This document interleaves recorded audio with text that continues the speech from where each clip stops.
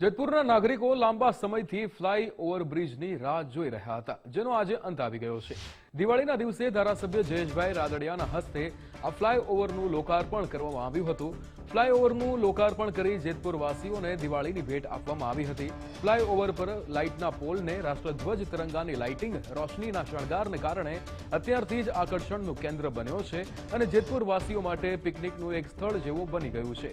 માર્ગ અને મકાન વિભાગ દ્વારા વોકિંગ કરતા લોકોને પણ નજરે રાખી ફ્લાયઓવરની બંને બાજુ વોકિંગ પથ બનાવવામાં આવ્યો છે। ફ્લાયઓવર 1100 મીટર જેટલી લંબાઈનો હોવાથી વોકિંગ કરતા લોકો માટે પણ ઉપયોગી બનશે। જેતપુર શહેરમાં ધોરાજી રોડ રેલવે ફાટક પાસે વર્ષોથી એક ઓવરબ્રિજની માગણી હતી।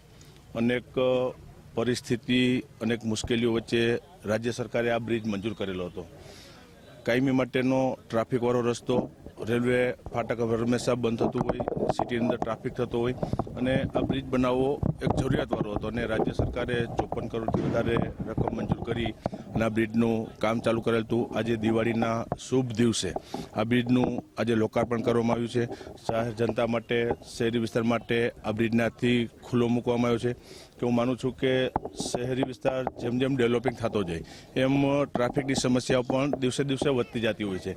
હું રાજ્ય સરકારનો અને ખાસ કરીને માન્ય મુખ્યમંત્રી ભૂપેન્દ્રભાઈનો આભાર વ્યક્ત કરીશ કે જેતપુરની અંદર આવવા માટેના તમામ રસ્તાઓમાં જ્યાં ટ્રાફિકની સમસ્યા હતી ત્યાં તમામ જગ્યાએ ઓવરબ્રિજના કામો મંજૂર કરેલા છે। જ્યાં જેતપુરથી સામાખાટા વિસ્તારની અંદર જે બેઠી ધાબી હતી ભાદર નદી ઉપર એ બ્રિજ ઘણા વર્ષો પહેલા એ કામ પૂર્ણ કરી દેવામાં આવ્યું છે। પહેલા નંબરમાં મારે અત્યારે ઓવરબ્રિજ ચાલુ નહોતો ત્યારે મારી 209 આગળથી ચાલતી હતી, જેના 8 કિલોમીટર મારે વધારા થતા હતા, વધારે સમય જોતો હતો। તો એસટીની ઘણી બસો આ રોડ પર ચાલશે, મુસાફરને ફાયદો થશે અને એસટીને પણ આર્થિક રીતે ઘણો ફાયદો થશે, મુસાફરને ફાયદો થશે, એસટીને પણ ફાયદો થશે। 8 કિલોમીટર એટલે ઘણા કિલોમીટર થાય, હિસાબ કરીએ તો જાજા કિલોમીટર થાય, તો એસટીને ફાયદો થાય, મુસાફરને ફાયદો થાય, સમયની બચત થશે। ખૂબ સારી વાત છે આ ફૂલ ઓવરબ્રિજ ચાલુ થશે ત્યારે। હા સંભાળો છો, હું છે ને આજ રોડ ઉપર રહેવાનો છું। હાલતા એ બાજુ જવાનું થાય ત્યારે ફાટક બંધ હતી, 10-15 મિનિટ અમારા બધાની બગડતી હતી।